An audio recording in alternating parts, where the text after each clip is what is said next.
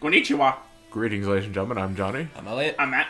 And we are the Super Gamer Brothers, and we're continuing on Halloweenfest with the third entry in the Castlevania series, Castlevania III, Dracula's Curse. Wait a minute, Dracula's Curse? Then what the hell was Simon's Quest all about? It was a quest to cure Dracula's curse on him, but the curse lingers on. But this is a prequel. Unbelievable. Unbelievably so. Alright, well, take us away, Matt. During the 15th century Europe, there lived a bad man named Dracula. Without offending all of our Japanese viewers. He practiced sorcery in order to create a bad world filled with evil. As opposed to the bad world filled with good. He began taking over the continent of Europe because the world seemed to be a bit much, and now countries went from very good to very bad. The good people of Europe tried to fight off the Dracula, but no one was able to survive. They all died.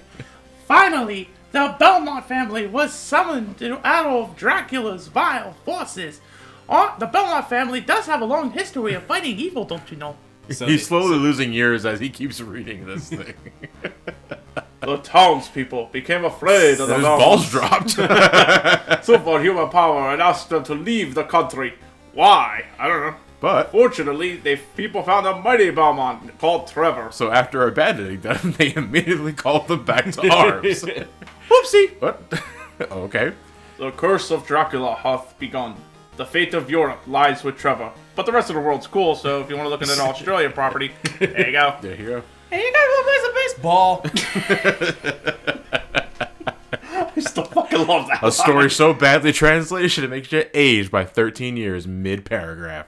Fuck yeah. Okay, yeah. By the way, let's count it here. 2, 3, 4 seconds before it just has to go back to the damn prologue because it just has not as bad as the original. Because Metal we keep stroking the dick for that intro. Not as bad as the original Metal Gear on the NES, which is like 2 seconds before it decided to go to the. Metal Gear bad, stop it. Yeah. Okay, so. Well, we should give it a name. He's called Trevor in this one. We not Ralph. That's what he's called in Japan. Trebort? What? Trebort. TRE Bort. Yep. TRE Bort. Yeah, why not? Is Every this time- the sound effect you always put in here makes me think you're activating a cheat code. Yeah. So we're giving our name entry for every time you start a new file. We are playing the original Japanese version, folks. All of the special names that you can enter to do special things does not work in this version of the game. The ones I'm talking about specifically are the names that allow you to start with your partner characters immediately. So like Okuda for Alucard, Fujimoto for Saifa, I think it was. And I had all these names memorized, but I know you can also type in like Akuma to start on the second quest. Did you just get 2 upgrades in one shot? I got 2 whip upgrades, yeah. So let's talk about. I like the Dong's password. It turned the vampire hunter into a very phallic weapon. So, ladies and gentlemen, we are in Castlevania III: Dracula's Curse, and after Simon's Quest, people were not yet ready for the open-ended, non-linear Castlevania adventure that wouldn't be revisited until Symphony of the Night in 1997 for the PlayStation. So, as a result of that, we are back to what pretty much Castlevania 1 did. We're linear left to right, A to B progression.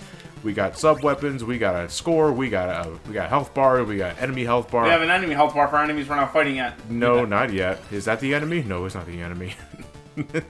As far as I'm aware, he was just a regular, innocent bat. And A then bat that was coming at your neck is not an innocent bat. And then it turns out one of the candles is the enemy. Yeah. Yeah, for every time we whip a candle, the health bar slightly goes down. I'm trying to get this holy water here inside that. It's always inside that candle. There are 5 hearts here. Should I get it? No, I got 22. I'll be fine. 27's better. Yeah, 27 is better, but I'll get 27 momentarily. Hey, fuck off. I saw it first. These bone-wielding skeletons, my ass. You know, they have to pull that out of somewhere. Don't they fall apart without that one bone? They will run out eventually. I'm sure of it. I've read the report. Bone throwing for dummies. I would have thought it would have been written by Dr. Acula. I think. Son of a bitch. I think that sounds like a trustworthy fellow. I do like Dr. Acula, though his reports about blood transfusion were a bit off. The illustrations were from Frank Enstein. By Stephen King. Great grandfather to R.L. Stein. You mean that one, right? Sure. Yeah, sure, okay. And the head was just having to go along with you. It should be noted, like, I mentioned hard mode earlier, which you can initiate right away by entering Akuma. Yeah, well, you beat the game, you re-loop in hard mode. They add more enemies to you, and some enemies, actually, I just found this out just a few months ago. I didn't want to pick that up. Did not want to pick that up. Oh, okay, you can pick it yeah, up. I didn't pick it up. Some enemies get slight redesigns when you're playing in hard mode. These zombies, for instance, they get like these cloaks, like they get all regalized for hard mode. I'm not sure. Well, if they're regal zombies. They're there to put the boots to your glutes. The Medusa heads become skeletons. It's kind of off-putting. Oh, thank God I did not do that. Yeah, sometimes sub-weapons drop from enemies, and that's those are nematodes. As far as I'm aware, that's all randomized. Oh shit. So.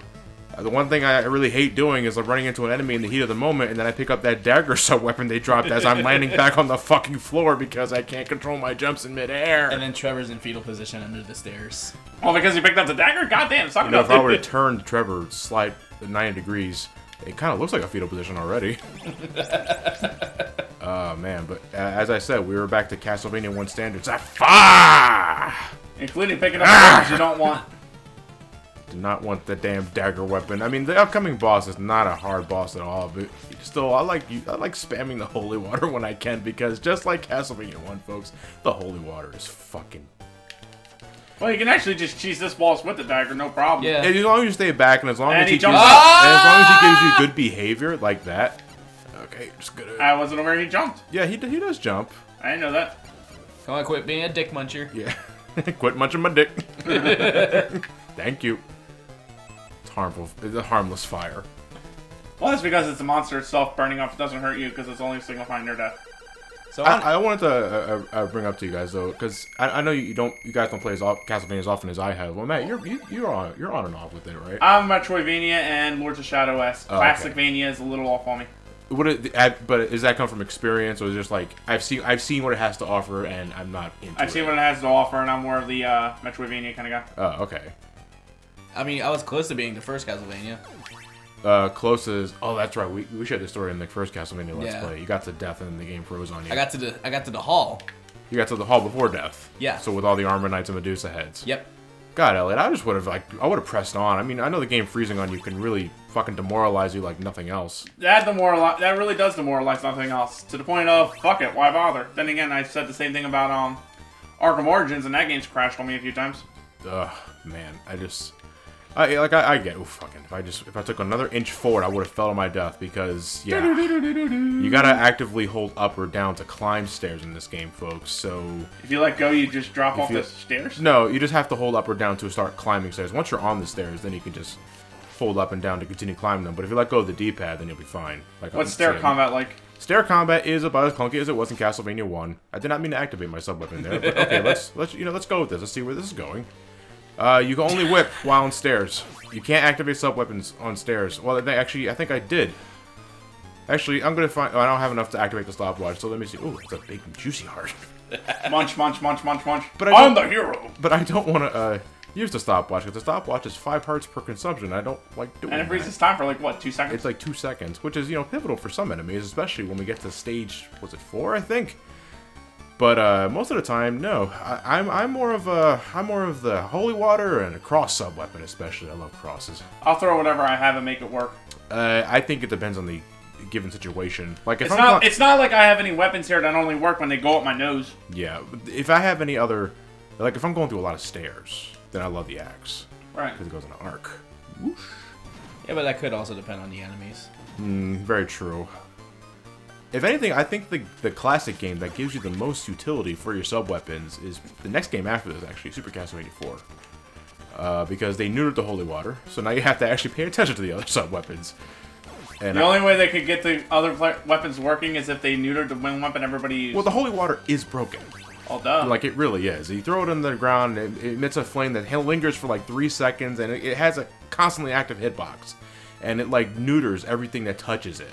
Bosses, it stalls, and other enemies, it just outright fucking drains their health faster than a blood bank. I will rank that joke when I have the free time. Indeed, my time is quite a bit spent. Oh shit. You saw that, right? I was standing on the gear without actually moving for a second. How the fuck did I do that?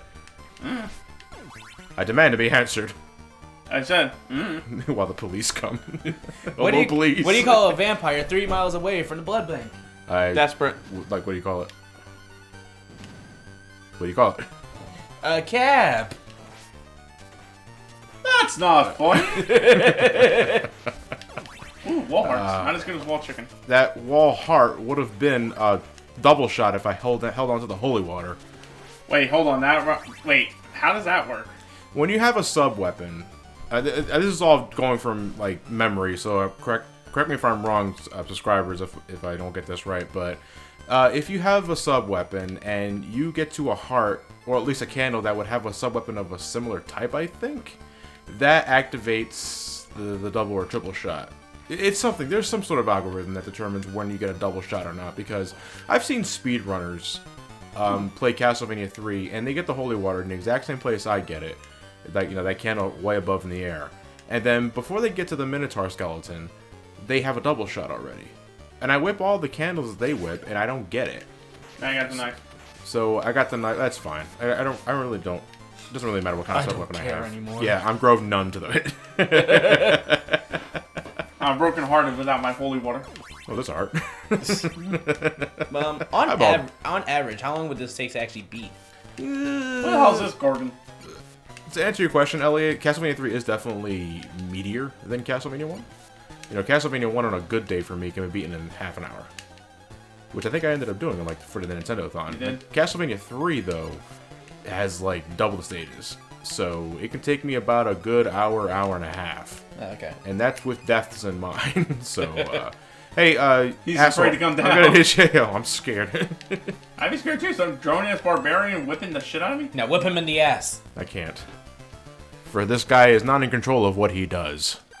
At least not until the director's cut. Elliot, I leave you to voice Grant Dynasty. Okay, then. The person we just saved.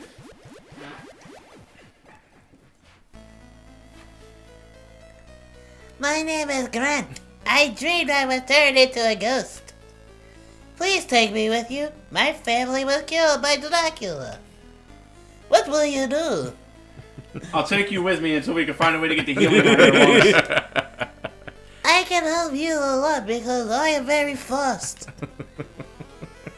Right on. Okay, this dialogue was written by a fucking 5-year-old. Oh, look, French toast is falling. Yeah, toast! Yes!